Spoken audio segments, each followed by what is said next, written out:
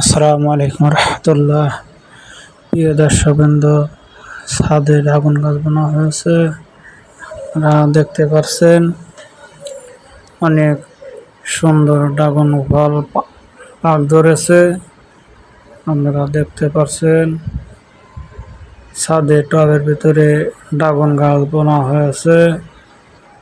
আপনারা দেখতে পাচ্ছেন অনেক সুস্বাদু ড্রাগন ফল ছাদে সংগ্রহ করা হয়েছে। রঙের ডামে ড্রাগন গাছ বললে খাওয়া যাবে, অনেক সুস্বাদু, অনেক ধরা ধরে। আপনারা দেখতে পাচ্ছেন অনেক সুন্দর, অনেক সুস্বাদু ড্রাগন ফল।